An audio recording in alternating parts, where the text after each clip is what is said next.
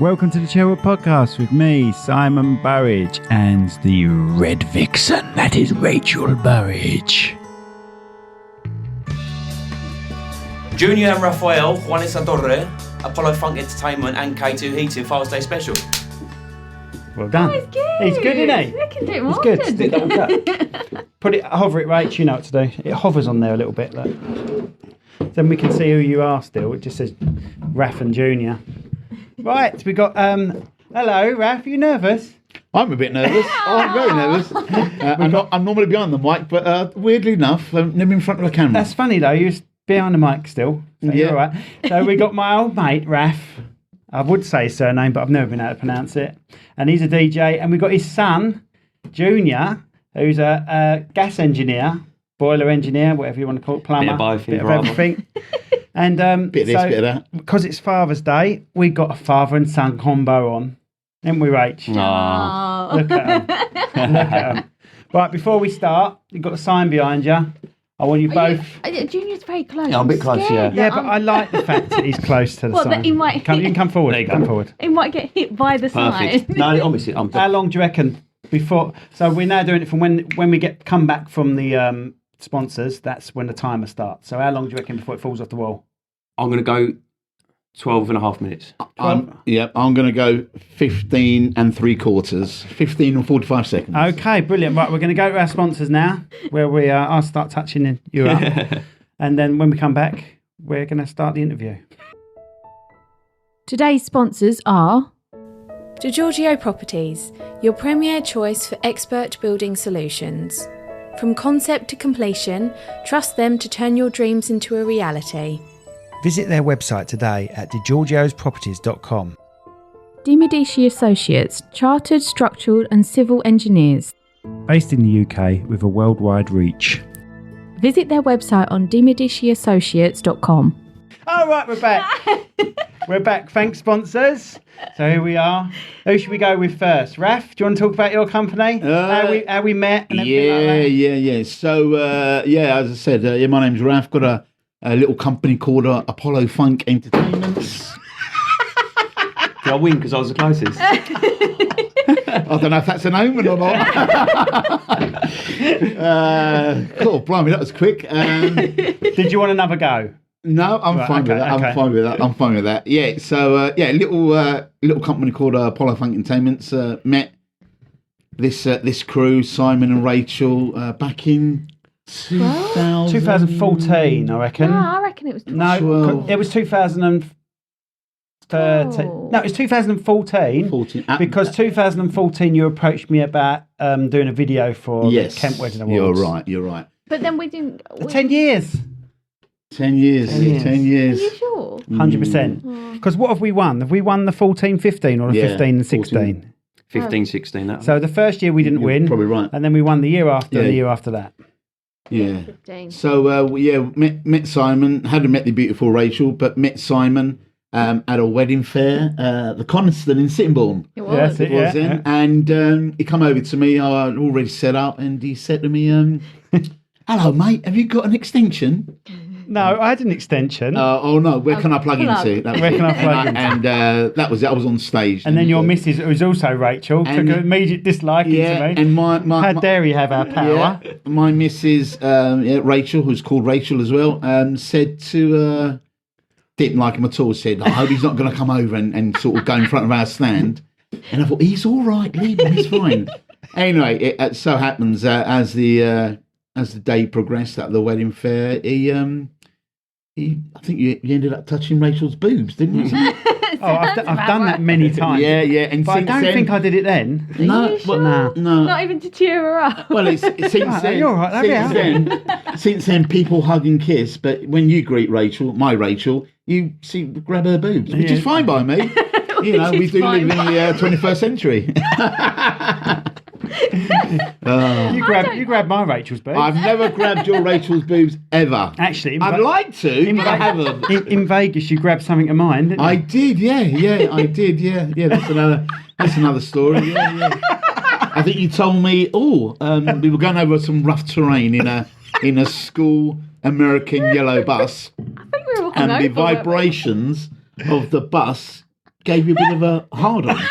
And we got off the bus at our end location, final destination, and you said to me, "Oh, I think I've got a semi."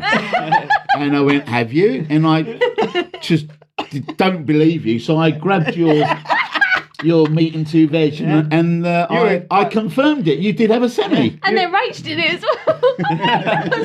I think we were the only ones on that bus, though, weren't we? We were. Because you would have told everyone on the bus. Oh no, there was a couple of other people. There was, I think they were at the back. Weren't they? We were at the front. We were like the goody two shoes. Yeah. It was. That was an experience. I'm just thinking, the amount of shit we've done together is unbelievable. In 10 years. God. But we hit it off straight away, didn't we? Yeah. It's I can count how many friends I've got on one hand, and you're not on them. No, you're definitely on that. But my bollocks are. Yeah. It was this one. And you haven't washed it since. Yeah. And we just seem to hit it off at wedding fairs, and You've got parents to our kids. yeah, we are. Yeah. The famous Tilly and Ted, brilliant. You've even given us your Netflix, which we love. Thank you very much. Yeah, that's it. Tell everyone. Sorry. No, it's a lovely relationship that we have, and it's nice because it's been built over the years, and I like that.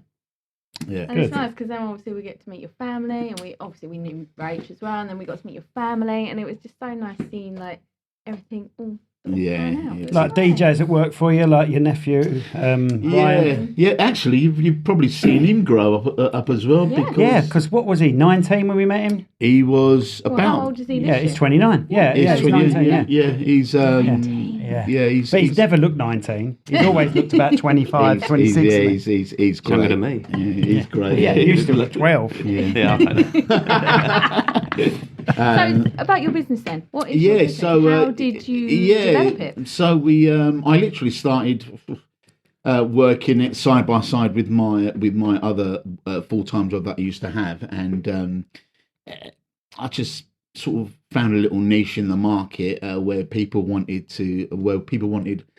DJ stroke entertainment a little bit more on a professional level, and so I literally exploited that. I found my niche, and we've gone from strength to strength every year. Our booking seems to go up, excluding the pandemic, obviously. That was a bit of a kick in the old testicles for everyone, really. And then we've just gone from strength to strength, and I've got some stories to tell you. I'll tell you one later on, which is one of my favourites. And we've heard some of your stories, I'm going to be editing this. They're unbelievable. I'll tell you now. I'll tell you one now. I was at the Royal Lancaster Hotel in Marble Arch in London, which is, if anybody knows it, it's like on a roundabout. Really weird place to have a hotel. And you're talking posh on this. So, I know. And usually he's about in pairs, isn't he? When you go to London, you must have so much stuff to take with you as well. You must have to take a crew with you to do that. It depends on the size of the event, but to be quite frank, London is a nightmare for anyone. It is. Parking, congestion. Now you've got the ULEZ, and the majority it's the parking. But I do find Londoners have a different outlook on life. They're all blinkered, and if you say morning to someone in London, they look at you like you've just sort of mugged them, and but it's a bit weird. Well, they probably think it's Danny DeVito. It is. They're double up. I said, "Excuse me." No. And so this particular wedding, I've gone for a toilet break, which I put a mix on, which is about 5-10 minutes. I've gone to the toilet. I'm doing my business, and I hear a grunting, groaning noise in one of the cubicles, and it was a lady, and I thought it's a bit strange. So me being nosy, as you know I am. Oh yes. I knocked on the door, and this particular the door was opened by the best man, and I've gone and I've clicked. I said, "Hang on, I've just heard a woman, but the best man's opening it," and me being nosy, looking behind.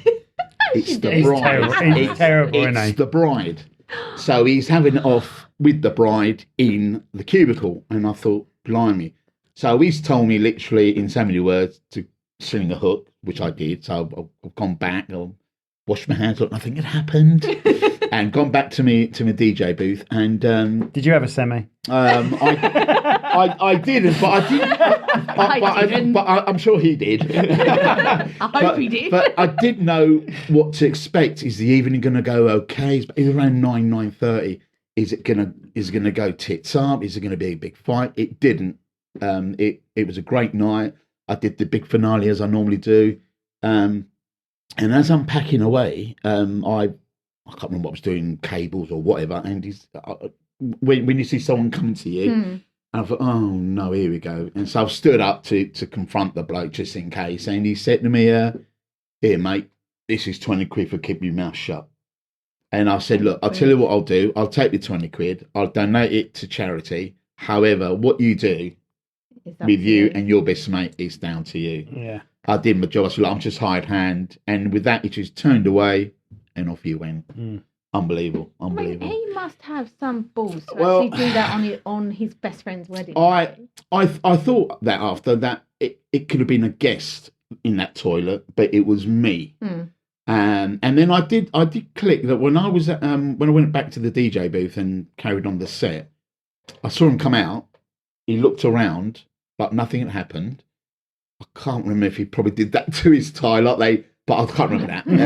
And then the bride came out after that, 5 minutes. And do you know what? It was a brilliant night. We did the big finale like we normally do with bride and grooms. And everybody said goodbye to each other. And the only thing that was a little bit weird, him coming over and sort of giving me the money. But apart from that, it was a great night. And you think, why are you doing that? But as I said, we get hired to do these things. And if people want to do what they want to do, listen, good luck to you. It's not your place to then go, oh, by the way, everyone, the bride's cheating on him with the best man. You can't do that. Am I right in saying you've been to a wedding where the groom has mentioned drop the mic and then there was another one. It was I was emceeing that day and I was doing the whole day, which means I was introducing the speakers and making sure everything, the times were correct, and speaking to the videographers and photographers. And the groom come up to me and he said Raf, I know you're emceeing tonight, but is there any chance we can do the speeches in a bit of a weird, normally it's the best the bride escort, so whoever gave the bride away can be dad, mum, father, uncle, then the groom, then the best man. He said, I know it's normally in that order, but I don't mind the bride's escort. You can still do the first speech, but can I do my speech last? And I know it's breaking the norm. I said, look, it's your wedding. Do you want to do? And he walked away and he turned back and he said, oh, and by the way, Raf, can you order me a cab at 6:30? I went, yeah. Is anybody going away? No. Just order me a cab at 6:30. I want a cab out of the venue at 6:30. I went, that's fine. And I didn't think nothing of it. For maybe one of his elderly relatives were going home or something. Anyway, so we did the speeches. The bride escort did his lovely speech, very emotional. Lots of tears in the audience, and he sort of wiped a few tears away. Then he went to the best man. Great speech, very funny. A few stories here and there. And then everybody clapped. And then I said, we are going to do this a little bit different. Instead of the best man going last, we're going to have the groom last. So then the groom got up. He literally got up. He was very smart. Normally at that point in time of the day, people had tied you a little bit down, but he looked really smart. He had a waistcoat on, and his tie was sort of immaculate placed. And there was no gap between the tie and the button, which I hate. I like it properly. Get on with it. Unbelievable memory. He said, can I ask everybody to be upstanding and toast the bride and groom? So everybody got up and he said, so everybody sipped a glass and he said, this is to my bride, my wife, and my best man, my best friend. I'd like to toast them for shagging behind my back for the last 6 months. So he drank his champagne, he put his glass down, and he looked over to me, and I was like in shock because I didn't know what was going on. I went, He said, is the taxi there, Raf? I went, Yeah, it is. And he went over. He literally Nothing better than including you. he literally hugged the duty manager. Then came over, hugged me, which I thought, why is he hugging me? And then he went off.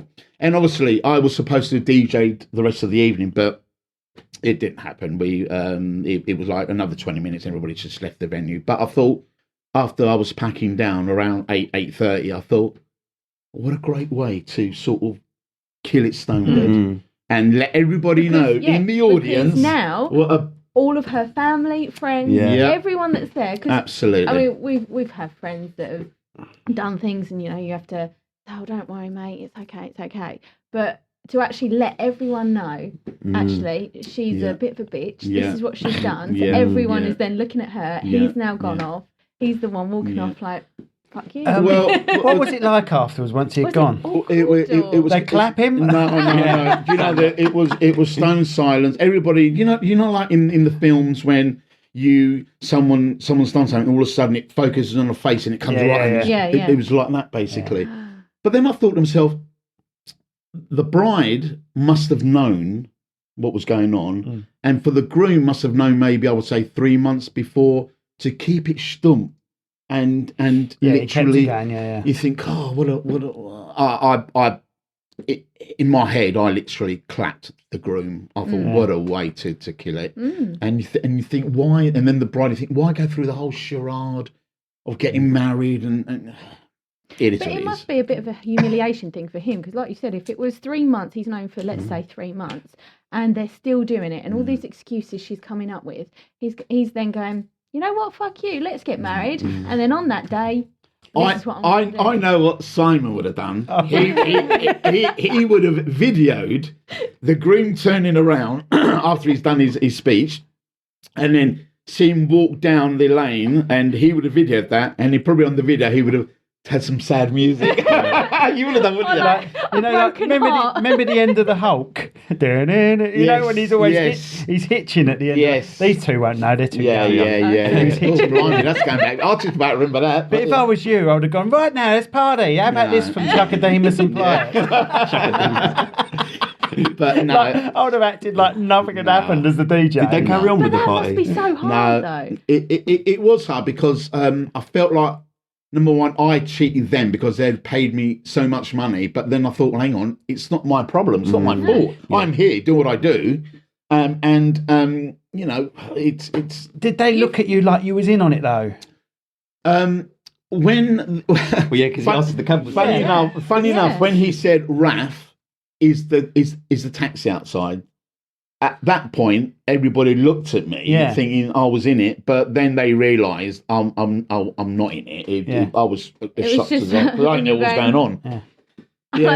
It was a bit of a shock. But hey, on the plus side, I got paid well and finished at 9. Perfect. Yeah. But I mean, I could be here for days speaking stories. That's just unbelievable.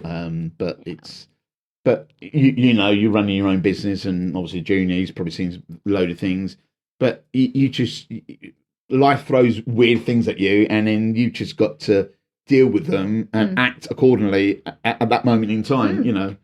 I mean, we've had it where family members don't talk to each other, but the bride and groom want a photo of all the family, and you're thinking, how am I going to do this so you don't get the arguments? And it's very hectic to arrange stuff like that as well. And you must get that in yours. You must get some weird requests, and you're like, okay, I do. Whatever I do when I'm emceeing. I'm doing when I'm emceeing. Can you say, Raf? Can you make sure my mother doesn't sit next to my stepmother and my father? And you think, blimey, and you're trying to work it all out. And it has happened before, weirdly enough, where I completely forgot about the mother not speaking to the stepmother, and then I turn around, and in fact, they're talking to each other, quite civil. You think, what? Yeah, sometimes it's worry between the bride and groom what's going to kick off. But usually, most people, out of respect, wouldn't kick off anyway, would they? And you're going to think that weddings are so expensive that a little something could ruin it. Yeah. And you think that's a lot of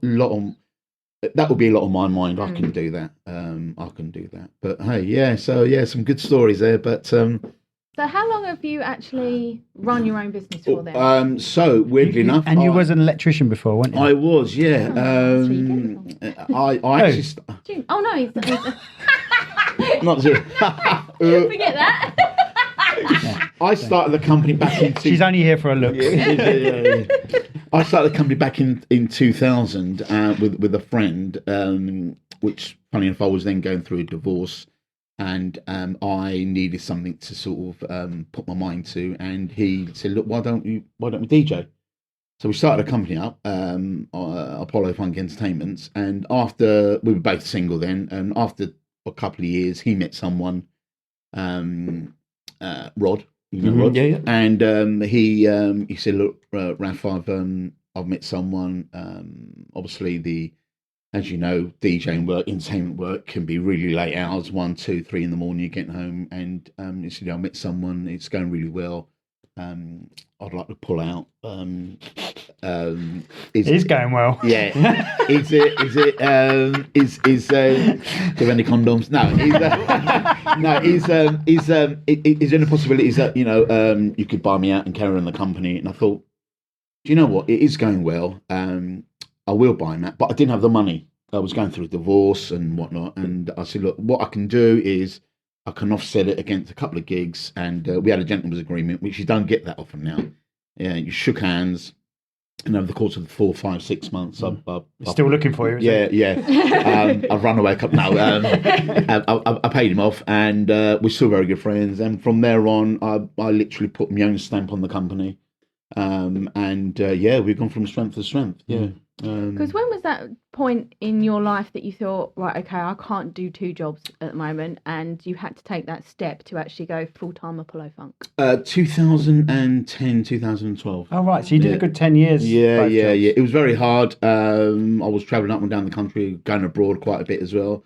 And then we, me and the wife, Rachel, her name is, not this Rachel, my Rachel.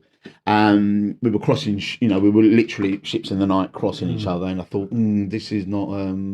I did find little bits of arguments coming in when there were stupid arguments, and I thought, I've got to do something here, and I decided, took the plunge to go full time, and in hindsight, I wish I'd have done that 10 years ago, but you just don't know. We would have Rachel on the podcast, but I haven't got enough memory. Yeah. Kind of terrible. Yeah. Oh. When you write her back, you'll get signed. Oh my God! You can grab her boobs. There'll be in 4 parts podcast. Hey, Don't we stop love talking. Rachel. Don't stop talking. We love Rachel. She helps us out. She with does. Tax questions that we're scratching our head over, and she's lovely. She's Shut up. she's actually a diamond. It's I wish I would have met Rachel when I first got married, etc. But then you think, well, I wouldn't have had this beautiful son next to me. But I say you wouldn't have me, hang on. Yeah. so things Be like Back to the Future, start disappearing. Yeah. I'll just the mic. Yeah. Are things Marty? Everything's done for a reason, as you know. What's meant to be meant to be, and we're flying now, which is good. And you've won awards? We've won lots of awards, which I will bring next time if you invite me. I used to be 2-1 up, didn't I? You were 2-1 up, and What is it now? 6-2 down. 6-2 down. Yeah, but every time the award happens, he gets up out of the chair, everyone's clapping. He goes past me and goes 4-2, 5-2. Yeah. No, I love it. I love it when you win it. Yeah. It's. I mean, everybody talks about the awards. It's a Christmas do for us, isn't it? Yeah, it's a Christmas event. It's a bit of kudos. As I said earlier on, that people want to see a professional company. They don't want to be, paying X amount of money to someone that has only got a mobile phone and can only contact them on Facebook. They want a landline. They want a website. They want something that they can show that these guys are pretty serious. They want it's not an Oscar. Make some notes, Rach, for us. It's not an Oscar, but people can go on the award website and they can see that we've participated and we've made some good friends through the awards. But it's good fun, as you say. Yeah, a lot of laughter. So doing a gig, you must, obviously you work long hours. do you not get really tired? Is there anything that you just sort of sat there and thought, Well, this is exhausting? We're Spanish, Rach. So what do we do in Spain? We have a little siesta. And then we have a little siesta before we go out. So, yes, I did get tired in the early days. But then I thought, why don't I call upon my Spanish heritage and have siestas? So I tend to have maybe an hour, 2 hours before I go out on a gig. And then that sees me through like 1, 2, 3 in the morning. So which is fine. But the older you get, the harder it is. But what's the latest gig that you've done? And you thought, actually, this is dragging on now. As in live or got home? Live. Live. 2 o'clock. They don't go past 2 o'clock. We get home about 4 sometimes. 4, 5 o'clock. Yeah. Depending how big the gig is, depending on what the team is. We've got a couple of big ones in at Leeds Castle coming up at the end of this year, and it's going to be a 4-man team. It'll finish at 1 o'clock, but because of the stuff that's going into Leeds Castle, we'll be probably getting back to the warehouse probably about 4, 5, which is fine. So you're not like we say, you're not just a DJ. You've got dance floors. Tell everyone. So we're a multi-op company. We do dance floors, photo booths, uplighters, dancing on clouds, projection, screens, LED walls, PA, promotional work, awards, conferencing, just to name it. So as a business, you have to evolve. And as a business, sometimes you've got to take a step forward just to pull away from your peers. Yeah. And then they'll catch up, and then you've got to do the same. So you're always evolving. And from DJing, we evolved to a multi-op company, which we are now. And we regularly do 5, 6, 7, 8, 10 weddings, 10 events on a weekend. Wow. And the team that we've been with me is are absolutely amazing. They've all been with me over 10 years. And, soldiers are only good as its a general is only as good as its soldiers, and I've got a good team that work for me, which is really they're all good. a nice bunch actually. Yeah, you know them, and you can have a good banter with them. And I bet when you turn up at an event and you see one of our logos, you feel at ease. Absolutely, because we know we can say to you, right, we need this, we need this. We go, absolutely, we know we're gonna have a laugh. Yeah, you know what I mean? And it's, Yeah. So have you ever had any like weird requests from bride and grooms or couples or events, and you just thought, oh, this is strange. How am I going to get around this? I have, weirdly enough. I won't tell the requests I've had me personally, because I'm sure. Do you want to go and play with Yes, some toys? I'm sure my wife will be listening to this, but they're not that bad. But I've had an event whereby I don't know if you were doing it, but there were 200 people there in the evening. So the first dance, as you know, normally happens 7:30, 8 o'clock, and 7 o'clock, and the venue is heaving, it's buzzing, and the bride's come up to me and she said to me, "Raf, I know we're just about to cut the cake. That's not an issue, but can we cut the cake and do the first dance by ourselves?"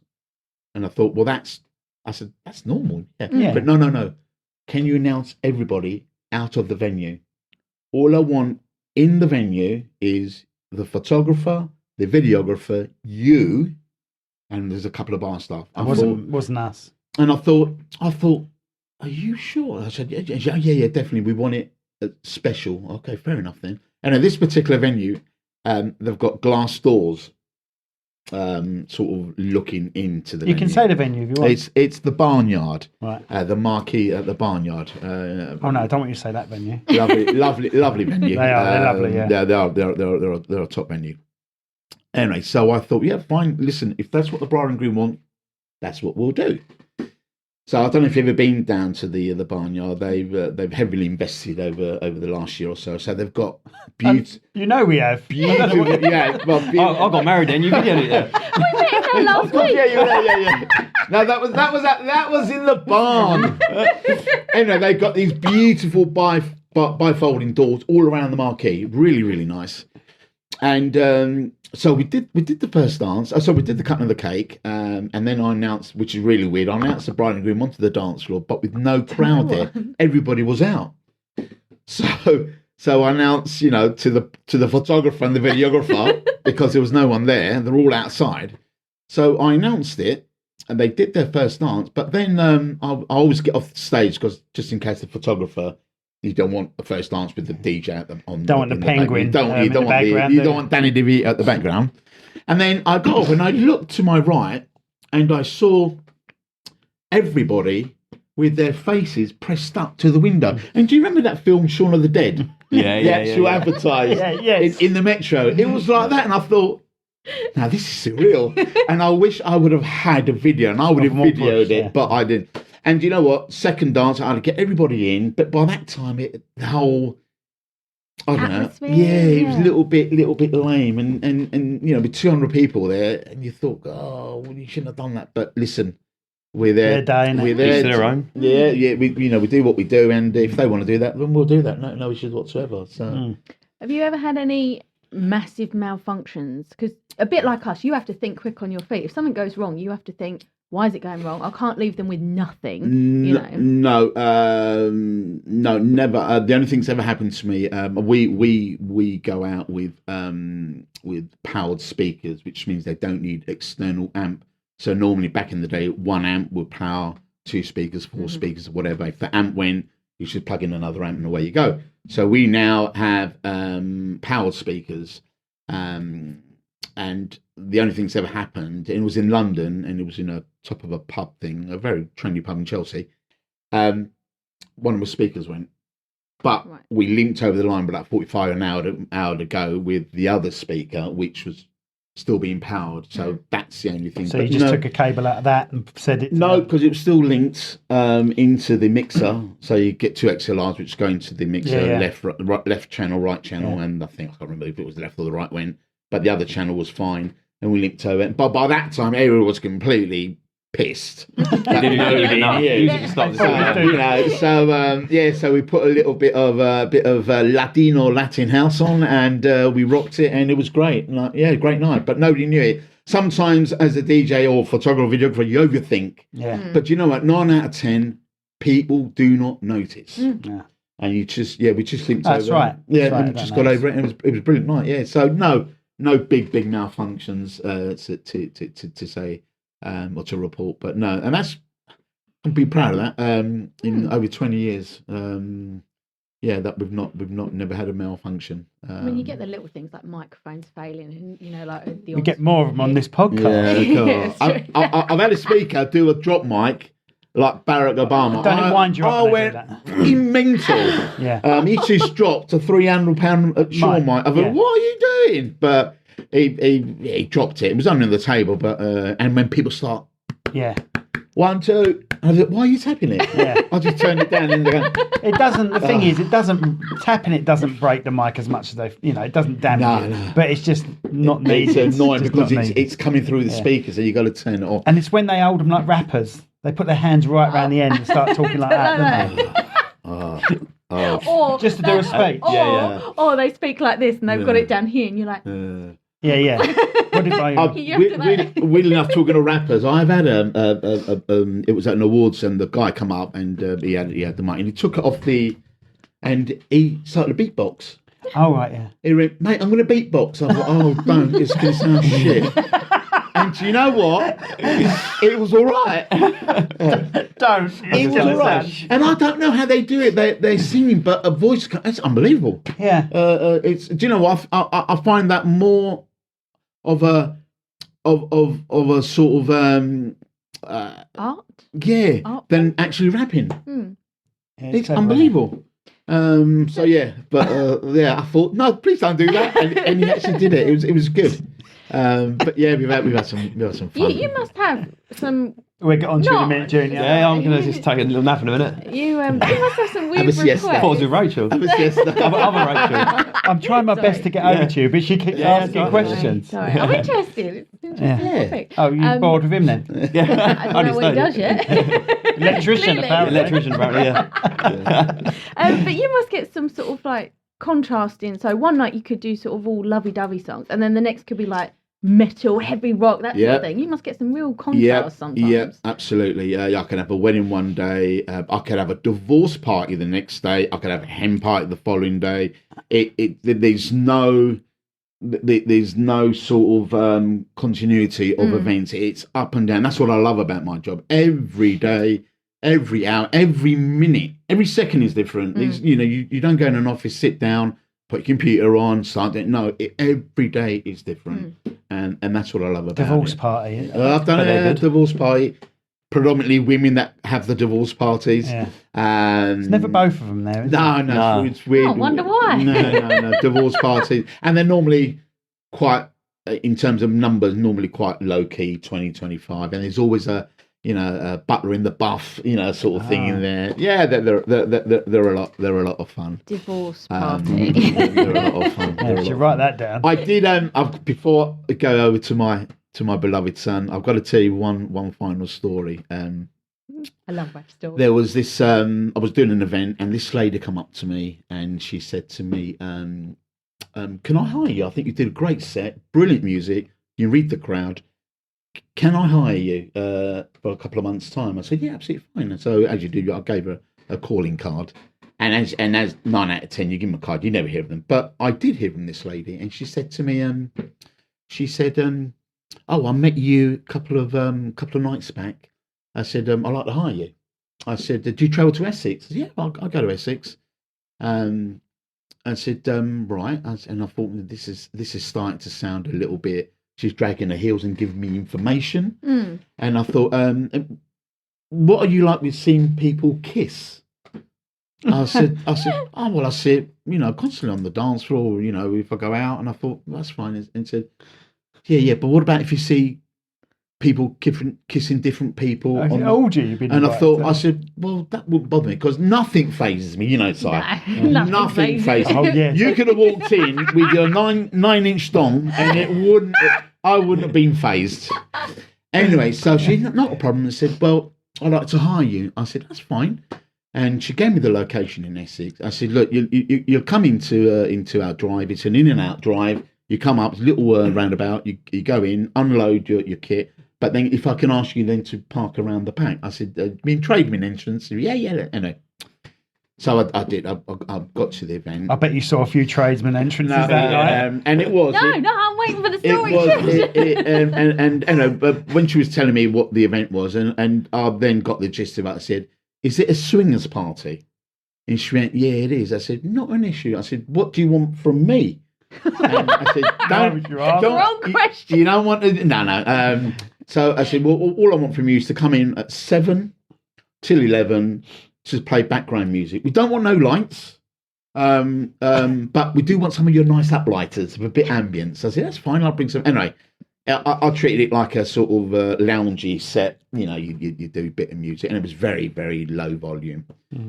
But then I thought, well, why didn't she use a sort of Sonos thing in the corner? But she wanted someone, and I realised. I said, look, I'll turn up. I did my thing, and then weirdly enough, about 7 o'clock, people started to come in, and do you know what? It wasn't seedy. It was not seedy, and she came. Well, they all had vasectomies, said they? No, and I'm talking to people, and I must have talked about 5, 6, maybe 7 couples, and they weren't couples. They were like people they knew, but it was a swingers couple night. But they weren't couples. So sometimes that happens, don't they? They take a mate with them, don't they? Yeah. No, like if they're not married or not so next time we can go. So about 8:30, whatever, 9 o'clock, halfway through the gig, I went to the toilet. It always happens when I go to the toilet. I went down this corridor, and there was a blanket, like a blackout, and then you looked for. I did.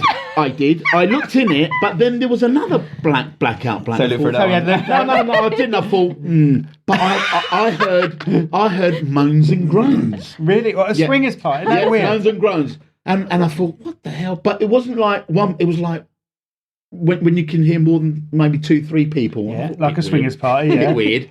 So I went down, did my business, came back out, went behind the decks, and it was about an hour ago. I come up to her. I said, I've got to ask. I said, look, you've been really hospitable today. You fed us. Can I have a hand job? No, I said, can I have free membership? No.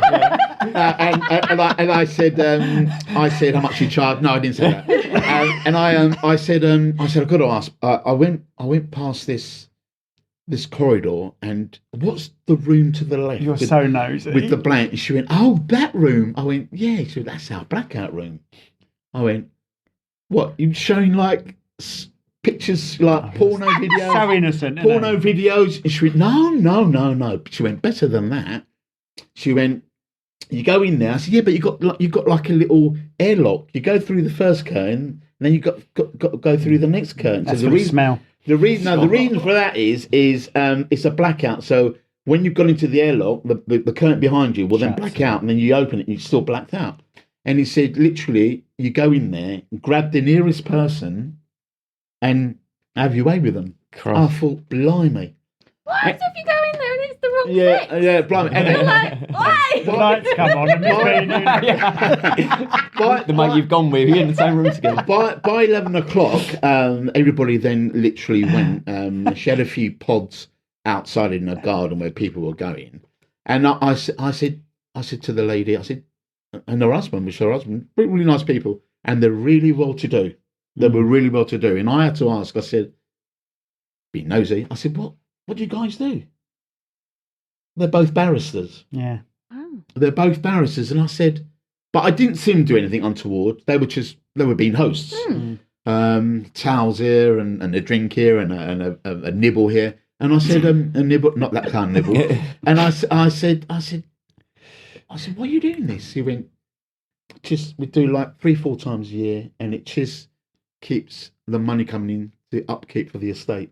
Oh, right. So there's one involved in it herself. No. And I should have asked how much they charge, like per, but I didn't get to that. And you know what? I was doing that every year, and then obviously COVID came, and it.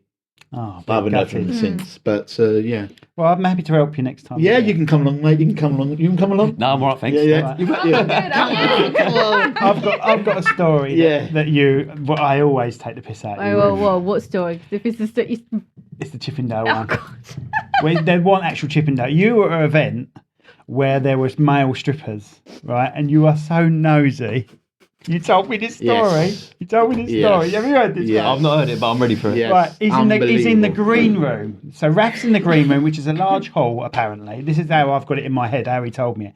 And he sees a bloke in the far corner, one of the strippers. No, so the green room is like a little room before we went onto. So it's like we were all getting changed. In my head, it felt like a lot. Yeah. So there's a bloke in the corner Unbelievable. playing with himself, because you know what these strippers do? They get themselves read the semi, and then they stick elastic band on it and keep Unbelievable. it. He sees a guy over there. So he sees a guy over there, and he notices he's got a magazine. And Raf goes over and chats to him. What you reading, mate? Right. Raf goes and chats to him, and he goes, "Oh, I see you're into that magazine's got all guys in it." He said, "Yeah." He says, "That's what gets me off." And Raf went to me, "Strange that, isn't it?" I went, "Yeah, it's strange. Strange how you've seen a bloke masturbating in the corner and felt you could approach him to have a chat." That's my dad. Yeah. That's my dad. Yeah. There's a bloke playing with himself over there. Yeah. I'll go and have a chat with him. Yeah. Doesn't surprise me. It was. And that is what Raf is. He's just... Yeah. You know, I love what you could say, sampling life. And you ask questions. I That's do what ask you do. questions. Yeah. All they can say is no or oh. And 9 out of 10, I'm quite lucky. I'm a bit of a cheeky chappy. I get away with murder, and it's. I'm just intrigued. If we don't ask, what are you doing, mate? What are you doing? And I looked down, and That one, yeah. do you know what? He was oiled up. He was properly ribbed. And I thought, God, what's he doing? You could see the old motions with his right hand. I can't remember his right, left hand. I've gone over there and I thought, Not in that at all. and I've looked down. I thought, blimey. I said, you're right there. He went, yeah. This is what gets me off. But you know what? The guy was such a nice guy. He's gentle. Yeah, he was a really nice guy. Yeah, really nice big boy he was. I mean, we found found out during lockdown, you were like games master to everyone, weren't you? Oh, Brilliant. that's right. And we found Oh, out no, not that a few story. little Can't tell him the mile hole story, can we? We did find out a few little details about everyone, I think it was. It's funny. Because we played like a Would I Lie to You game, didn't we? And we were like, no, that's a load of crap. And he's like, no, that's true. Yeah, So we did find out a few. You were there as well, You were weren't there, you? Junior. Was it Zoom one? Yeah, where we did Yeah, I lots do of, remember. we did like countdown. Yeah, You that was good. you did marbles. Yeah, yeah. Yeah, The little things, sticky things coming Yeah, down with the. God. sticky things racing. We all put down. Oh, the marbles. Yeah. We did- Wow, the that's good, marble. that. I think there was one night that we had a marble race. And we all put like £5 in each, didn't we? Yeah. And I think our neighbour won. And you said, if you can be here within 20 seconds, we'll leave it on the doorstep. If you can get it in 20 Yeah, seconds, you can have it. And everyone was going, go on, go I've on. never seen her run so Yeah. quick. She ran all masked up. She had mask on, didn't she? Ran in, took the money in, left, waved at everyone and went off. It kept us all going, didn't it, through lockdown, I Yeah, it was suppose? good fun. You did well, mate. You did well. very well. Yeah, yeah. Lockdown was tough for our industry, basically, Yeah. entertainment industry. Obviously, Junior's more of a. I'm still going. Yeah, Junior Yeah. was more of he had to do things. Obviously, it couldn't be locked down, but yeah, it was tough. I was lucky in one respect because, I'm an engineer for a toilet roll company and everyone decided that they'd get through the pandemic by buying Toilet bog roll. rolls. Yeah. Mate, he actually Junior rang me up. He said, "Dad, I've been all round Kent. I can't get the toilet paper." And he knows. God, weirdly enough, I'm expecting a delivery today. You get big stashes. Yeah, I'll get a don't big you? stash, and that's the first time I did it was by mistake. I pressed a number, and I instead of like buying 72 rolls, I bought 1,000 rolls. And the bloke That's the 72 near the 1,000 number. the bloke that delivered, he delivered a pallet full of toilet roll. He looked at me and he went, "Mate, you shitting this out."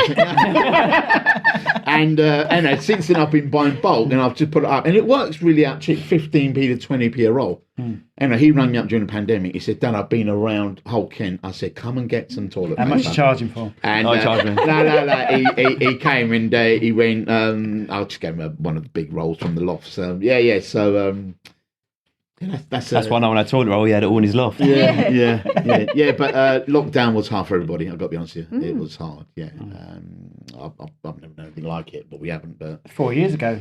Yesterday, Yeah, the weekend. yeah. But you did very well. You two. Yeah, you really kept us going every Friday at 7 o'clock or whatever it was, 7:30. Yeah. It was brilliant. Yeah, Oh, it was good. Yeah, and it was good because nobody knew what Zoom was. No. Nobody, That's right. I didn't know, and all of a sudden you could see people 4, 5, 6, 7, 8, 10, 12 people on the screen, and it was. And it was like you're still having a little dinner party or games Absolutely, night with everyone. absolutely. And yes, you weren't there with each other, but you could still have the banter. Yeah, You still had the. Yes, you had to put your little hand emoji up to actually speak. Yeah. And the good thing about it, if you wanted a cup of tea or something to eat, you could, my Rachel could be there. You could get off screen, Yeah. make a cup of tea, come back, and it was such a.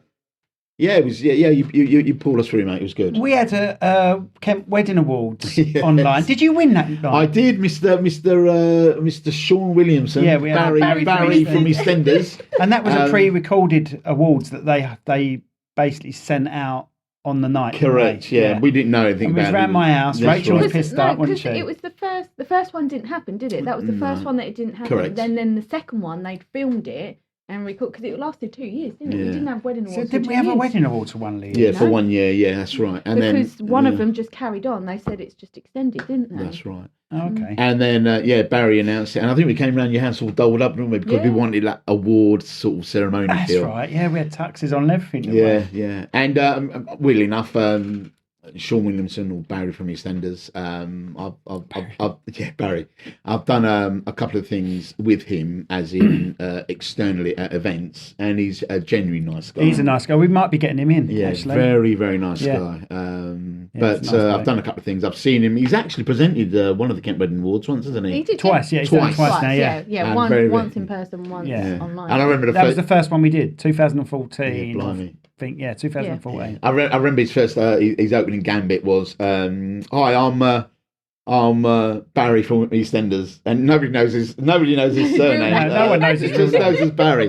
But yeah, He embraces it, though, doesn't he? he's It would drive brilliant. some people nuts, wouldn't it, just being given that one? brilliant. And he's worked with Ricky Gervais and Stephen Merchant are brilliant. Extras, Yeah, it's brilliant, brilliant, isn't absolutely it? Yeah. brilliant. Yeah. So he's a good guy. I love that night though, because we were all pissed, weren't we? Yeah. We were like, oh, we could have fast forward to just our bit, but we sat there and watched the whole thing. I didn't don't we? think you could. Want it live streamed? I can't remember. It was live streamed. Oh, you might have been able to fast I forward. think I actually don't think know now, we yeah. could fast forward, but we were like, no, let's watch it all. So we sat there like idiots, Can't remember. watching and waiting. It's funny. Right, thank you, Raf. We talk to you still as we go on. But I was going to run out of time. There we go. I've fallen asleep. So- Coffee's wore off now. So we're with Junior now. Yeah. How you doing? Yeah, very good. Obviously, You can wake up now. Son of Raf. Son of Raf, yeah. Tell by the nose. Yeah. That sounds quite biblical. Yeah, it does. Son of Son of Raf. Raf. Yeah. Completely different industry, obviously, as you know. What's your company name? K2 Heating. K2 Heating. Right, thanks. That's the end of the No, podcast. that's it, see you later. So, Yeah, completely go. different industry. It's me and I've got a business partner, Lyndon. This isn't his sort of thing. He'd be, like I've said to you I before. hear he's dry as anything. Should have had him on. Yeah, very dry. We should have him on. Yeah. Completely different industry. We do commercial gas and domestic gas. Heating, anything wet and warm we do. Wet and warm. Wet and warm. Cup of tea. Yeah. So, I haven't got probably as many funny stories as my dad because I've only been going sort of 5. Well, I had a company Well, you're before. only about 12 anyway. I'm only about 12. I only had the company about a year, and I had a previous company to that, as you know. Didn't go so well, so we had to get rid of that, and then started a new one with my new business partner. And yeah, it's going really, really well. Really good. Brilliant. Yeah. So does the name stand for anything, K2, or is it just... Well, we wanted a name that wasn't like Lyndon Junior Plumbing, like a really, boring name. And then he asked his auntie and said, have you got any names? She said, yeah, K2 Heating's quite good. And he was like, that's a bit weird. Where's it come from, the K2? Well, the mountain. Oh, right. Okay. Yeah, it's one of the hardest to climb, one of the tallest. So, Right, okay. for, Oh, actually, your logo is a mountain. it is a isn't mountain, yeah. Yeah, so we came up with that and we thought it's pretty neutral. We'll go with that. And that's how it's been. So I'm quite easy. I would have gone with Lyndon Taking your Junior heating Plumbing. to new heights. Yeah. Ooh, Well, that's a good one, actually. Like You're it. welcome. Yeah. We've got to pay for that. Look, we've always said to people, Cherrywood Production. whatever happens on the podcast is technically our Ours. idea. Yeah, so we own it. I'll put your little name under it as well. Actually, you didn't sign anything. No, You get away that's with true, it. yeah. Dad stepped in, he sorted it out for Yeah, you. yeah. Don't sign anything. That's a little bit of Rachel wearing off. Yeah. So what would your ideal sort of client be? Homeowner or businesses? Obviously, everyone would like the client with the most money who's going to pay the most. Yeah, yeah, but it sounds we like do Dad's. from everything. We do from budget bathrooms to, someone that just wants a bit of a makeover and hasn't got the budget to completely rip everything down and all the ceilings. And, to our elderly customers, I did one yesterday and the lady, we've done some work for her for a long time and her daughter had some problems with her daughter, so her granddaughter, had cancer. Then her husband had cancer, and then she just had a stroke. And I was there maybe an hour, and I thought, I'm not. It's my good deed for the day. I'm not going to charge her. And we do customers like that to big commercial So contracts. what did she have wrong? Did she have a leak or something? Or did Just you a do boiler service. I got boiler their service. routine annual boiler service. She's in my diary every year. And as I've been doing jobs, you get to know your customers, and she's been my customer for a while, and she has nothing but hard luck. And I thought, do you know what? I'm only here. It's only an hour of my time. So I thought, she can have that one for free. And she didn't. She wanted to pay. I was like, no, you're not paying. And she was nearly in tears. But I thought she was going to kill over. I thought, oh, bloody hell, I might charge her now just to make her feel a bit better. But yeah, no, just Get in the wheel, get in the wheel. And I've got a couple of elderly customers like that where you get other trades go in and say, oh, you need a new boiler, when in reality she needs a bit of a service. Yeah. And we do like to keep the elderly quite close with us and, make sure they're all right. And then big commercial contracts, we do some big schools, disabled schools, look after their, some have 24 boilers and we'll look after all them. So Anything would you normally really. have to go into those when obviously the kids aren't at school? So are your summer holidays quite packed out? Well, that one respect? school Do is, them on the school types? can't yeah, well, that one school is for children with learning difficulties. So they go home on respite. But the problem is the children are that hard to handle sometimes. They come back. So we have to work around them. And there's some schools where the kids, are violent and you can't do anything and you have to have a chaperone with you. So some of them are really challenging. But you just got to get on with it sometimes. And once you know the school, you get to know the kids a little bit as well. And you know which one is going to lash out and try to swing for you. And you know which ones are just going to walk past you. So there's this one kid and our chaperone, he said to us, if he comes near you and he asks you to shake your hand, don't shake his hand because he'll punch you in the face. So I'm walking around with Lyndon and I'm sort of saying, I don't know about this. It's our first day. I said, I'm not sure about this. I said, should we just say to him, let's just go?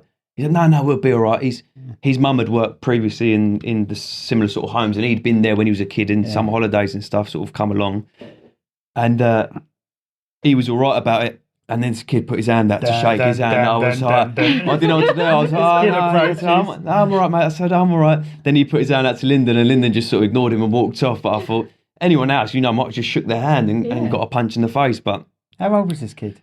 Maybe it's all under 18, so maybe he's about 16. Right. Okay. But some of the kids are some really big units. Yeah, some real. Yeah. You come in, you're like, kind of scary. We have one where we're in a complex, and the boiler's a double door. You have a door there, and yours is in the middle. And we're doing the services. Chaperone comes, go, right, I'm going to lock both doors. I'm going to leave. I'll be back in 20 minutes. You can keep the boiler doors open, but both the doors will be locked. Nobody can get in or out. I said, fine, perfect. We start working, doing the boilers. And I had this door go like that, and I'm looking like that, looking at that Lyndon. I don't know what that is. So I pop my head out the cupboard, and she's only a young girl, maybe 12, 13. She's trying to get in the door. That's locked. And I've said to him, it should be all right. She can't get in. And she wasn't happy about it. And then she's ripped this, and I'm talking a metal single commercial door. It's almost like the entrance to a restaurant door or something. She's ripped it clean off its hinges, completely off. I've never seen anything like it. I've jumped in on Lyndon in the cupboard. The tools have gone over. We're trying to lock the door, managed to lock the door, and this poor girl's going absolutely mental trying to get in the cupboard we're in. And I'm screaming, I'm trying to ring this bloke, got no signal. I'm sort of screaming, I'm getting hot and bothered because we're in a boiler room. You know how hot they get sometimes. I'm sweating. Anyway, someone comes and escorts the girl out, knocks the door, says, it's safe to come out. So Lyndon's walked out and he slipped. She's been sick outside. Slipped in the sick. He's all covered in sick. And by the end of the day, we might have done 8 boilers, which would usually take us half a day.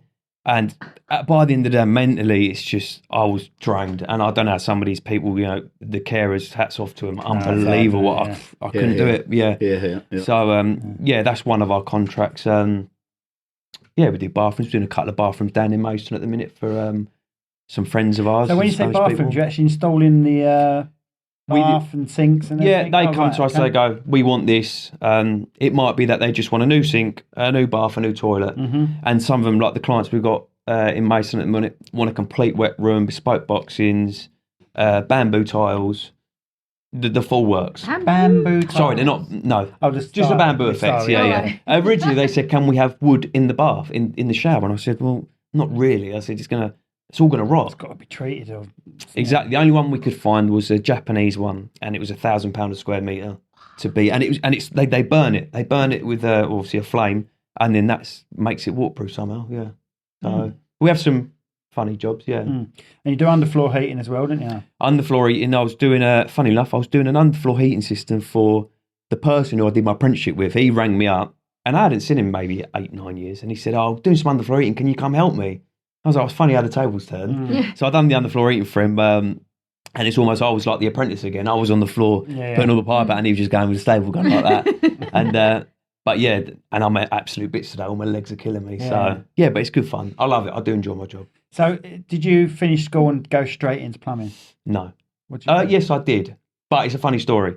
I'd finished school, and I didn't do that great at school. And I was walking home, and I'd already rung my mum, and I said to her, these are the grades I got, and she went absolute mental because they were really bad. My best one was Spanish, and that was it. Because I didn't have to do anything. I didn't have to do anything. It was easy. That's the only reason I took the subject, easy subject, went and done it, smashed it. Rung home, I said, these are my results. I thought, I'm just going to tell her now before I get home, and she goes absolutely crazy. So she said, well, you wanna act like an adult, or behave like an adult, go and act like an adult. You got to go get yourself a job. And at that time, you could leave school at 16 and go and do whatever. So I've walked past this house and I thought, oh, there's a plumbing van on there. I'll do that. Knocked on the door, anything going. Yeah. Funny enough, the fella who's working with us is leaving. You can come work with us. Have you jammy git? Yeah, so I thought, cushy, like that's a nice, So nice you've little got thing. your results. And is that the You've had geezer a that you go. just did the floor for? Yeah. So you've gone home. You've told your mum, actually, I've got these crappy results. She said, go and get a job. So you've walked home and then said to her, by the way, mum, I've got a job. Didn't even go home. Yeah, His but phone I wasn't told, did I it? sort of half knew the bloke yeah, anyway, that's but I what I'm knocked anyway, and Oh, so you know him. sort of knew him through friends, but knocked on the door. He said, "Yeah, got something." I thought, lovely. The boy who was going before was leaving, but at the time, 2010, I left school, secondary school. Is sort of, He's a baby. we were still in the recession, He's like my sort of baby. coming out of the recession. So there was no apprenticeships, all apprenticeships were far and few between. So in the end, the company I was working for said, well, we can't sort of pay you as an apprentice. You can sort of come on the days we need you, and we'll pay you on the days we need you. Yeah. And I thought, well, I haven't really got much to pay out for. I'm gonna see if they want me on the days for free, and I will work for free. So I did about 6 months for free. I worked for free. I just thought, I need to learn it now. I've got nothing to pay for. It's perfect. And the company that we was working with was quite diverse. We did a bit of commercial, a bit of tiling, a bit of everything, and it was perfect. And I stayed with them for maybe a couple of years, and I was sort of at the point where when you were the apprentice at a firm, you always get seen as the apprentice, even though you might have been 18, 19. You're the first to make the teas. Yeah. Even though I'm 19, 18, 19 at the time.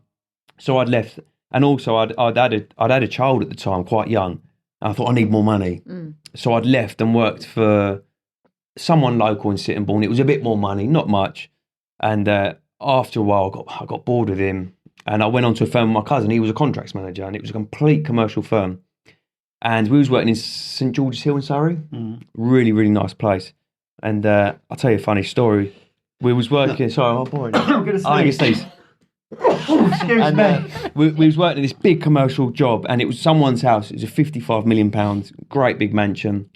And I was sort of still picking up the ropes. So I'm in the plant room, and I'd gone in on a Monday, and I spoke to my contracts manager, my cousin, and he said, turn the mains water on. And it was a big butterfly valve, which is like a valve you've got to sort of, push in and turn it. And never seal properly. Never seal properly. But it was a new install, and it was a big boosted main, and this was probably pumping 20 bar constant water, which is a lot of water from a 110 mil pipe. PSI for those that don't know. Massive pressure. He said, go in there, turn the water on. Everything's been tested, absolutely fine. So I'm in this basement, and I've gone up these ladders, turned the butterfly valve on, and you hear the pump start turning on, and it sounds like a turbo, like a jet engine. I've gone, done my thing, walked out, and I can hear a voice in the background. Really, this house is massive. Turn it off.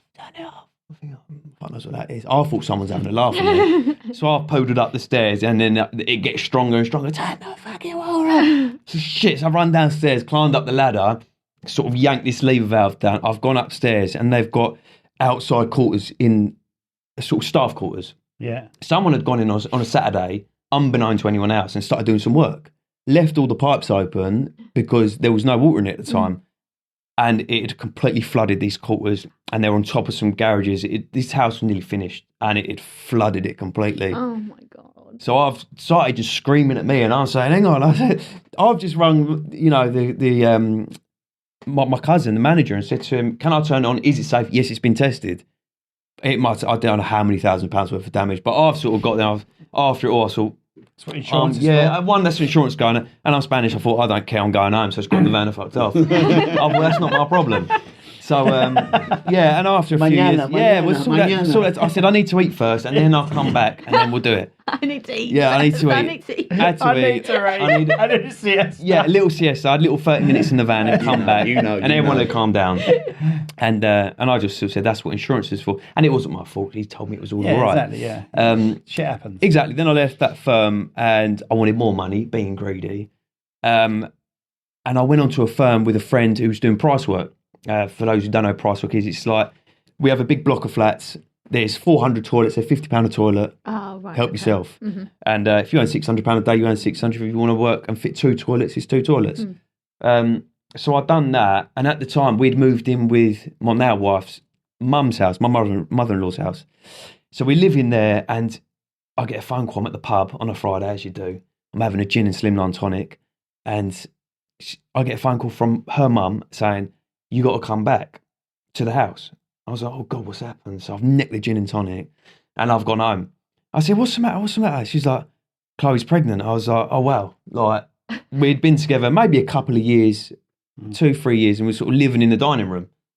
And I sort of half panicked and thought... He wasn't just living in the dining room by the sounds of it. No, well, no, he was doing a lot more.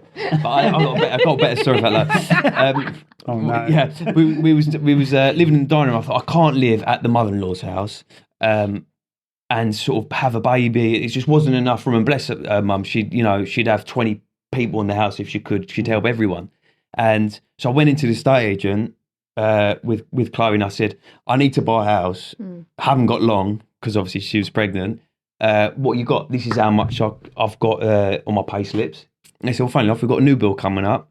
It's this much. I said, yeah, I'll put reserve down. So I put the £500 reserve down and I didn't have the deposit.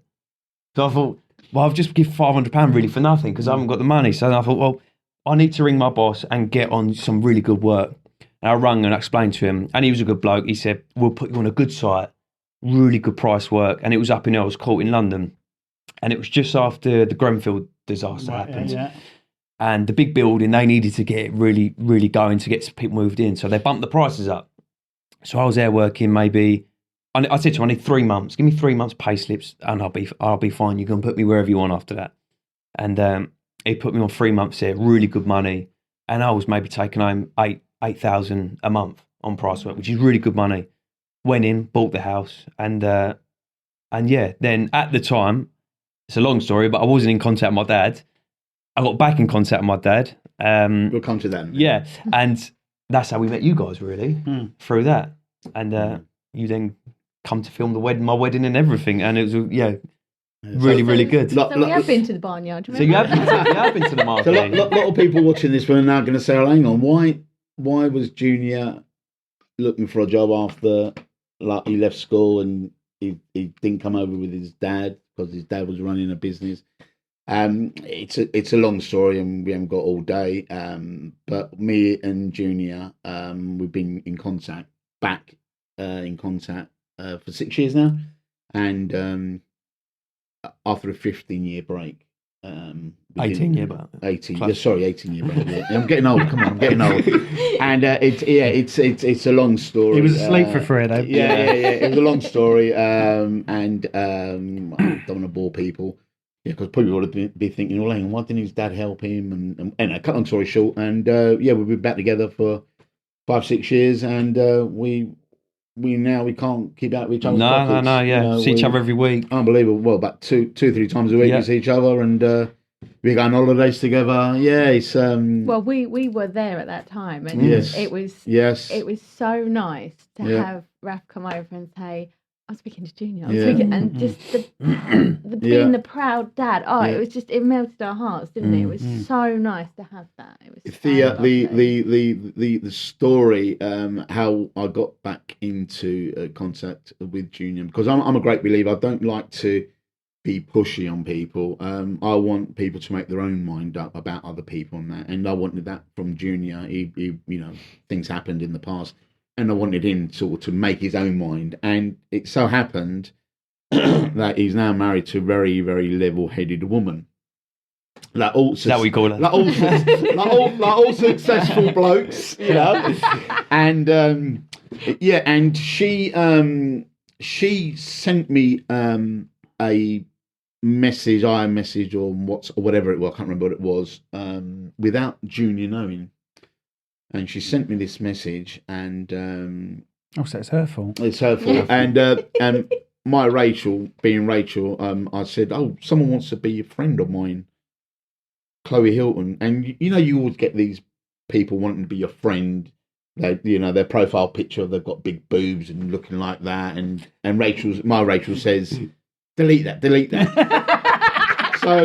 So I got this message come through, and I said aloud, I thought, oh no. Good job you did what you normally do and don't delete it. Have it knows. I put them in a special folder. No, I said aloud, and I'm glad I did in a way. I said, oh God, there's another woman wants to be my friend, and I was just about to delete. And said, God, and Rachel said, oh, what's her name this time? I said, Chloe Hilton. And I just literally was just about to push the delete, and she went, no! oh, and grabbed the phone off me. And I went, what are you doing? She went, that's Junior's girlfriend. I went, oh, is it? And she went, and she read it, and she went, yeah, accept it. So I accepted it on, obviously, her authorization. And then it literally said, yeah, hi, my name's Chloe, blah, blah, blah. I'm Junior's partner.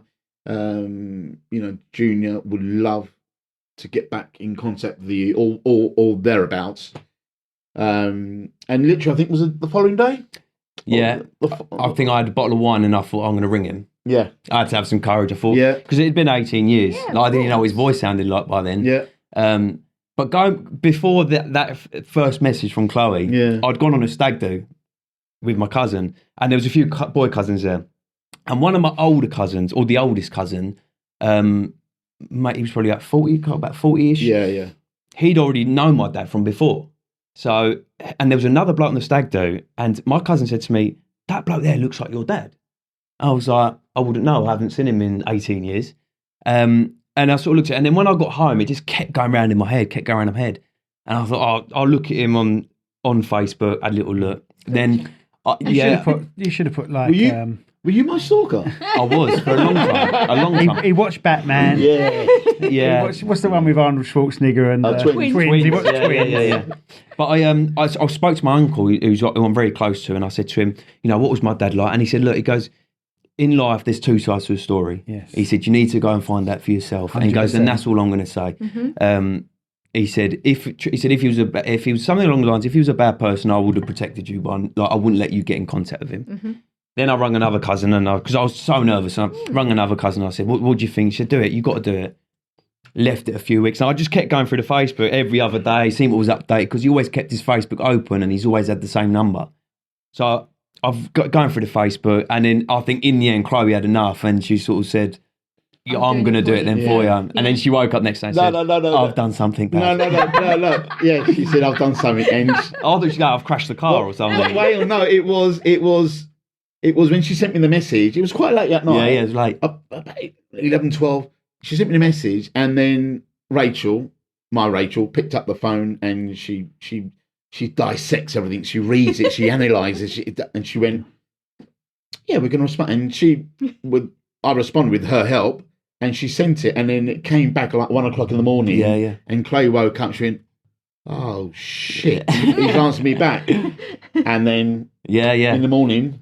Yeah, I think I left it a week, and then I rung him, and he was cooking pasta or something, having a siesta, and we just had a conversation. It was just like I was a little bit nervous, but was it over the phone? Over the phone, yeah. And then but it was like nothing. It was like normal. I think about a week later, you came round my house. Yeah.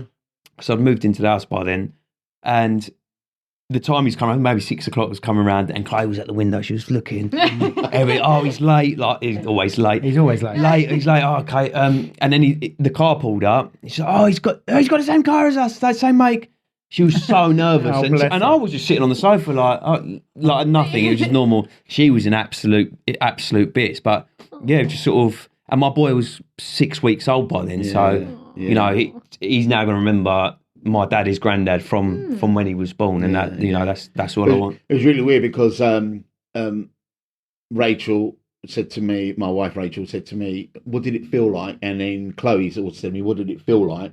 Because Chloe, when I arrived, she literally shot upstairs. Yeah, she was in, and she left us. But I was with her about a couple of hours, more than a couple of hours. Yeah. And then Rachel, I didn't. Did you have Rachel with you? No, I thank God for that. No.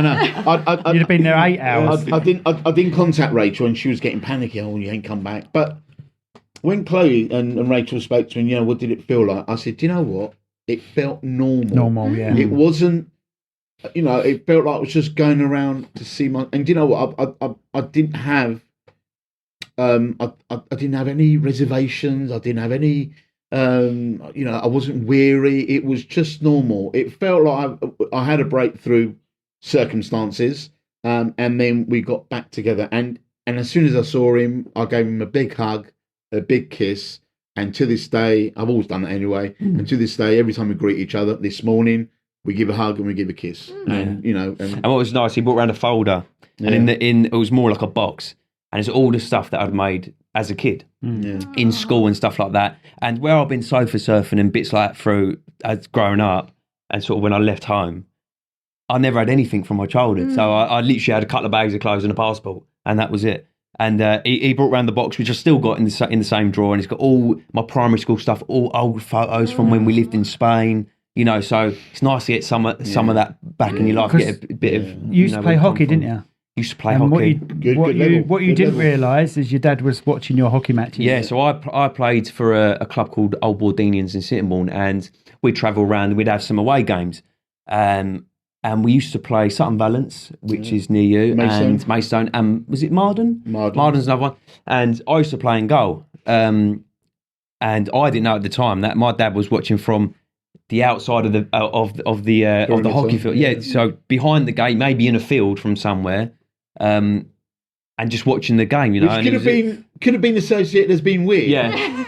Other people please look at I'm not you know what? I think that goalkeeper's my son. Yeah. It wasn't there for that reason. Yeah. So nice to know now he's always been there, maybe in the background, but always been there. And he didn't know that during his secondary years, because I was treated back in those days, or people of my sort of character, fathers, so to speak, were treated as criminals, basically, and we weren't allowed to go and see or visit children during their parents' evening. So they made a special allowance for me to go and see his teachers the day after proper parents' evening. I mean, you think, God, blimey, I did feel like a briar. I really did. But do you know what? I'm a great believer. He was very. He's cut from the same cloth. We're so laid back, and what's meant to be. You know, it's things happen for a certain reason, and I'm such a great believer. Sometimes time sorts it out. Yeah, 100%. And now, we're. We like the Chuckle Brothers. And unfortunately, like that saying, history's told by the winners of wars. Yeah. And a similar thing happens when there's only one side telling you a story. Absolutely. Always two sides of the story. There's always two sides of the story. We don't talk about the past now, do we? No. We talk about I don't think you would. No. Yeah, and we just talk about the present, the future, and we've got some exciting things happening in the future. And we're just gonna the years that I've got left, we're gonna really enjoy, aren't we? Yep, 100%. Would you ever work with him? Do you know what? You've done a little bit of the we've done old bits. Mirror. Yeah, but I'd sometimes do the Mirror with Rachel, my stepmum, and we did one. I can't remember where it was, but I think you guys were there videoing. You was, and the groom came over and I said, "You haven't had a picture on the Mirror." I said, "Come get a picture."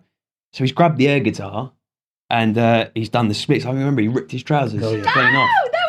You was there. He ripped his trousers. Yeah, no. No. Old Kent Bum. Old Kent Bum. Right. And he ripped his Hang on, were you impressed with the rip? Yeah. But he still got bigger and bigger. And he ended up nicking some trousers off his friend, didn't he? Yes. To put on. Then his friend sort of come in some shorts and the top was so small and he's just a pair of shorts. So, I sometimes go to work with my dad, and I do enjoy it because it's a change. And as he's get older, I feel bad for him lifting all the heavy stuff. I feel I'm going to do it myself. I'm going to help him a little bit. But maybe if times were different, I may have ended up working with being a DJ stuff. I love my music. We listen to the same music. And we're very much into Latin house. Yeah. We love our Latin music, obviously. Yeah. But no, it definitely things that would have been different or whatever. You would definitely been 100%. But as you said, I'm never too old to be a DJ. Remember? Yeah. No, look. Never know. Yeah. Look how old you can be and still be a DJ. Go, Yeah. Thanks, Si.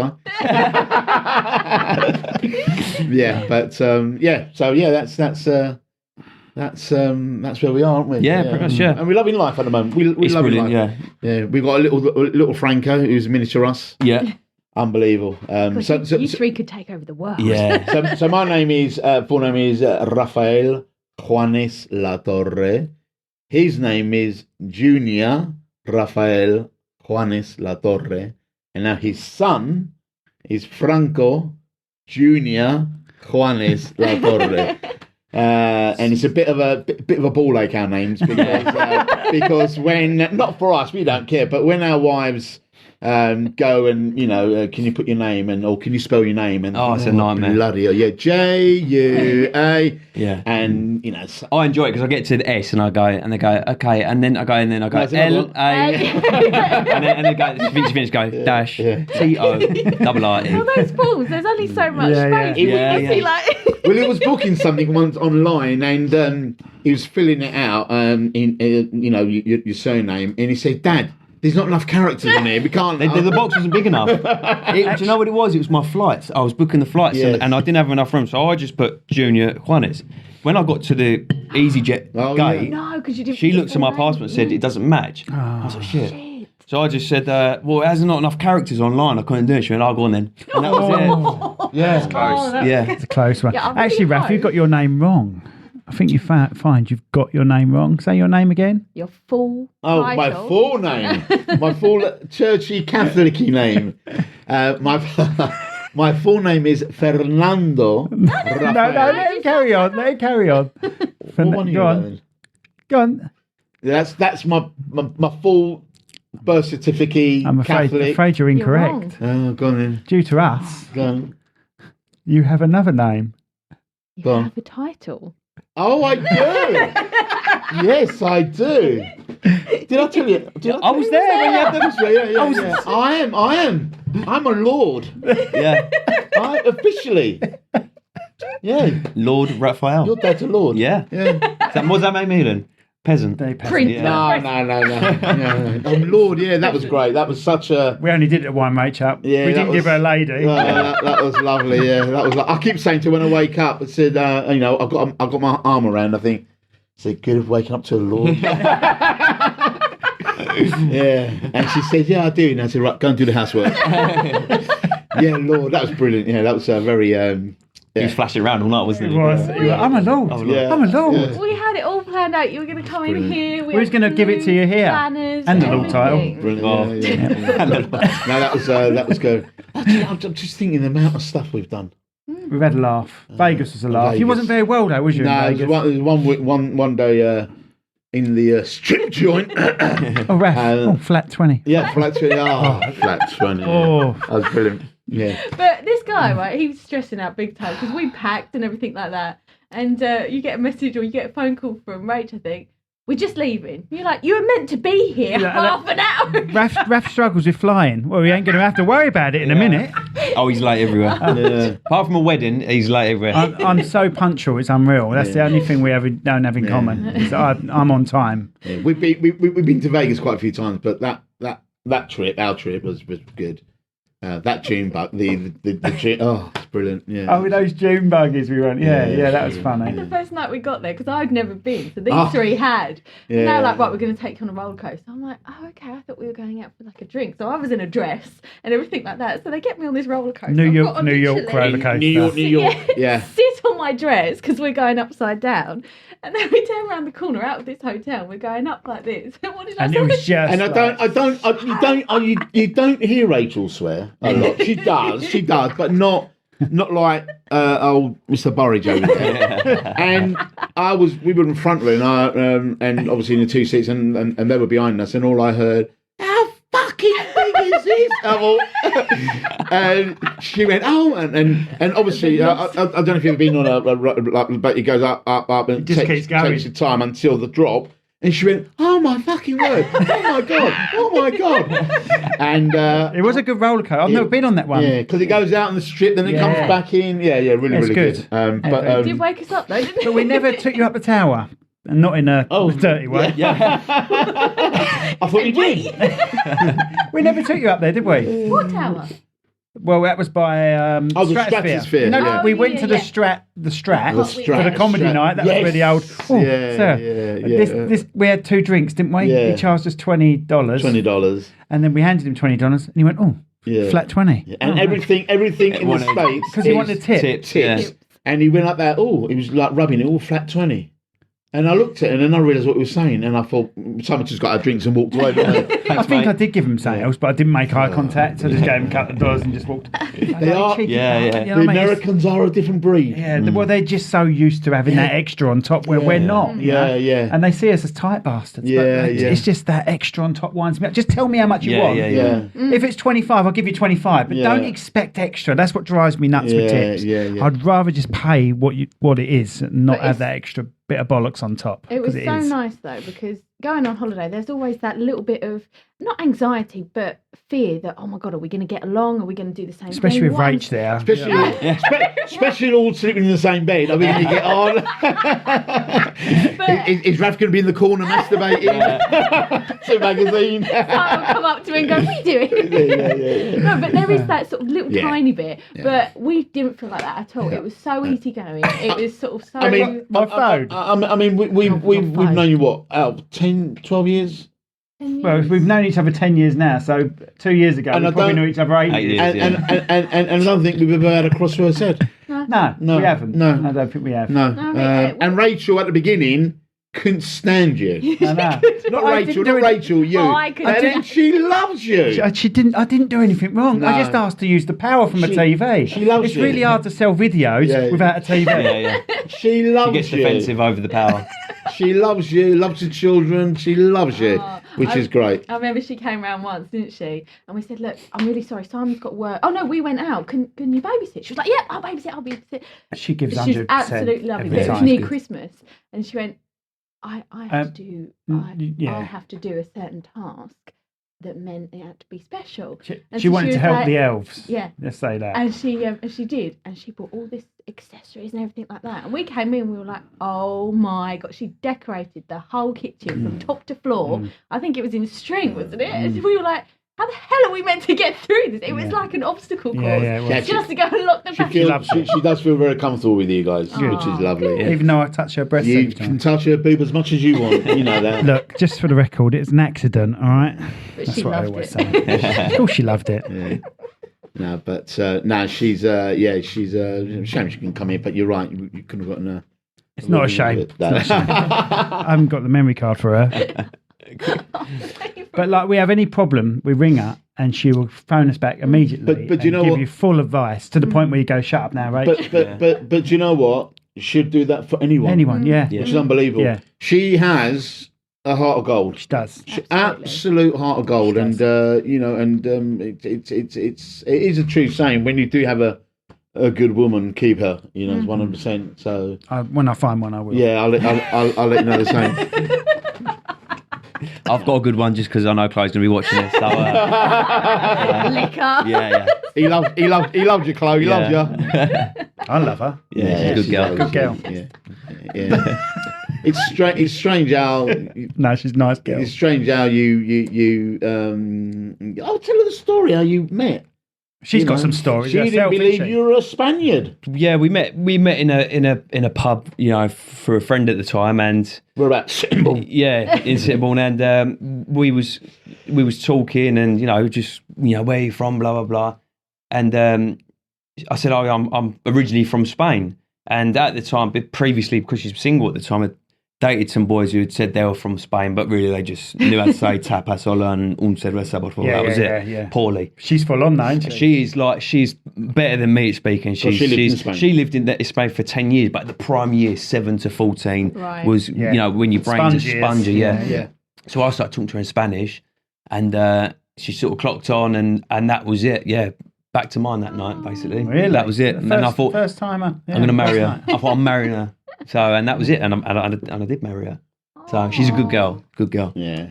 Got a very good head on her. Yeah. Level head, I should say. Yeah. Sorry, Chloe. That's what you was hoping for when the friend request came up. No. She's But very it's good. nice because the four of us, our four friendships, have now meant that we've met Junior, Yeah, family, members of your other family. I as know your well. family. Yeah, exactly. Yeah. So In fact, you've helped Yeah, Simon's done mum some work out. for your mum. Yeah. So it's just sort of like gone from us four to like extended family now. Yeah. It's Do you know, really nice. every time talking to family, every time I go around your house, and Simon, you may get a little bit emotional now, I see your dad and you in that picture that I took. And I took that. Yeah. And I thought, how sweet is that? And he was a lovely guy, your dad. And every time I see him and every time I go, I always have a quick look at that photo. And I thought, you know what? That is a proper son and father picture where you were helping him into the venue, I think. Yeah, it was Rachel's 30th party, yeah. That's right, yeah. At Margaret's in Maidstone. And I thought, and that's such a nice, natural picture of, because your dad didn't even own a tux, did he? And he was like, no. tux. Yeah. So it was so nice to have both of you looking absolutely amazing. And, that was a nice evening. And but I always, you never see me do that, but I always do. Yeah, I know. I'll do look at that. It's a lovely picture. You told me you was going to get a bigger version of that once, but you never did. Is it on a canvas? Yeah, he said he was going to get it. I'll do on a canvas. He said, you know what? He said, I'll get you a canvas of that. Yeah. Never has. He loves a canvas. Still waiting for the canvas. No, you got your canvas. He got me a Tab Theory canvas, didn't you? Yeah. Canvas. That's a nice picture, in fact. Yeah. Yeah. That was a good project. You should have done more of that. I enjoyed that. You're quite talented, but both of you are. And you executed the because I did a little bit for you there as well. DJing it. You DJ, or combat, MC. You executed that as the best one of the best others, and you should have carried on. Bless you. But I know it's very time consuming. It is. Yeah. So hopefully, if anybody's watching out there, who's a producer, a director. Simon's your man. He's got some good ideas up there. God. No pressure, man. I appreciate that. Commission. Yeah. Do you remember when you called the act? We said you just ad lib, Raf. You do this for a living. Don't. Just introduce Melinda Alton. Now we're going to have to get Melinda on the show. I love Melinda. Yeah. She's a good mate of mine. Yeah. Introduced Melinda Alton onto stage, and he went, "Ladies and gentlemen, the delicious." What was I thinking? And he just went, God! Did you keep it in there? Did I not use it? I don't know if you left it in there. No, I don't think I did. You may hear it in the background because she starts singing when we're in the toilet. Yeah. She had a nice voice. She's lovely. She's American. She's American. Yeah, she's from LA. Yeah, LA. I felt so bad for her that I did that. She don't care. No, at the end of the night, I took her to the train station. So she could catch her train home with my wife in the car. And we saw her off to the train station. But I felt so embarrassed. I loved it. The delicious. Ladies and gentlemen, the delicious. I might have a photo. Speaking of cars, I've got a photo of you two drunk in the back of my bug car. And then obviously the famous bug I remember story. That. It was winter. It was winter, wasn't it? And I said, I'll show you how the roof works. No, you came round my house. Yeah. We had a meal. Yeah, that's right. No, we were going home. We went to Maidstone because I was driving. No, it's a different night. And then we came No. And then we went back to drop Raf and Rach off. Right. And then that's when you went, it's only up the road. Let's have the roof down. And the roof came down. And you got stuck halfway. Yeah, and then Rachel said, that fucking roof don't come up. And they went all the way down the A2. It was snowing. It was snowing. With the roof down. Yeah. Because he broke it, put the roof down, showing off, going, look, we can have the roof down because it's only up the road. It Drop froze. them off. Brilliant. And then Talk about timing. and I'm sitting there. Got home and it worked. Got home and it worked. Yeah, it was just for comedy that happened. And it's nice your characters, because I can see your characters now rubbing off onto your children, and that's cool. And that's nice. No, because yes, they're very well. Chili's amazing, but Ted he's a character. Yeah, he's good. And I can see so much of Ted in you, mate. He sits there and he likes to be DJ sometimes, doesn't he? So unbelievable. Unbelievable. But thank you so much, guys, for coming on. Thank you for sharing your stories individually and together. We love you both. Honestly, we do. Love you too. Love you guys. Pleasure to meet you. Eventually, it was. And because you know what I mean. Because we knew your dad before we knew you, and we went through that phase where you met up, and so pleased for him because he deserved his son back. Definitely. And when everyone came up to you and said your dad's a good bloke, didn't they? Oh, everyone. I remember saying it too. Not one person had a bad word to say about him. So because he is a good bloke, and we love him dearly. Thank you very much. Thank you. So do you want to tell everyone your companies if they want to find you? Yep. So some first. K2 Heating Limited. Pretty much on all socials apart from Twitter or X now. Why don't you like them?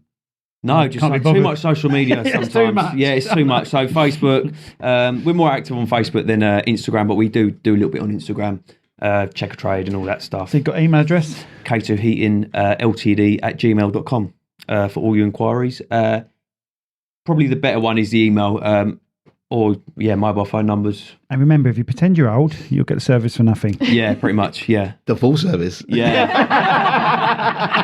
There you go, Sam. Go on, Raph. So Apollo Funk Entertainment. You can catch up on what we do on Facebook. We are on Insta. We've got a website, which is Apollo APOLLO Funk FUNK.com. Lots of stuff on there and whatnot. And you'll catch us around Kent and come up and say hello. Just Google Apollo Funk. Multi award And winning. I promise you, next time I will bring the awards. That was a funny idea. He was going to put them up on the table every 10 minutes. And also that Christmas present that I gave you. Can I now show it on? What was that? Where is it? He buys us annoying stuff. You've got behind us. So this is our. This is what we bought. Hate this thing. I got it for the kids, didn't you? Yeah, kids. But I just love the noise.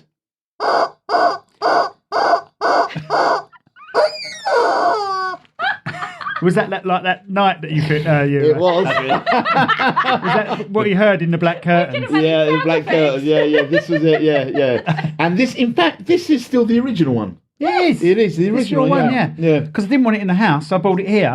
Yeah. So you got extra bonus if the sign hit it and made it squeak.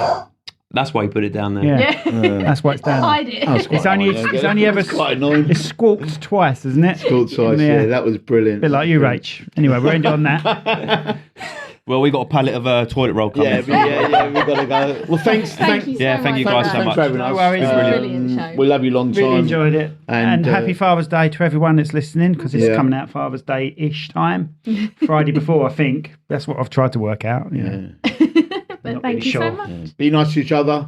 All right, Jerry Springer. Yeah. That used to do that, didn't it? Used to go, And there was a brick wall behind him when you said it. Be good to each other.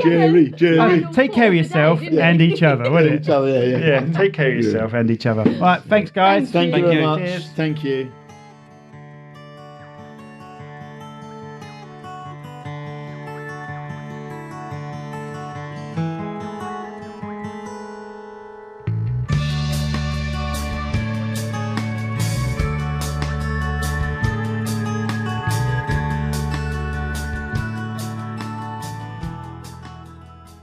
This podcast has been brought to you by Snug Dubs Camper Van Hire.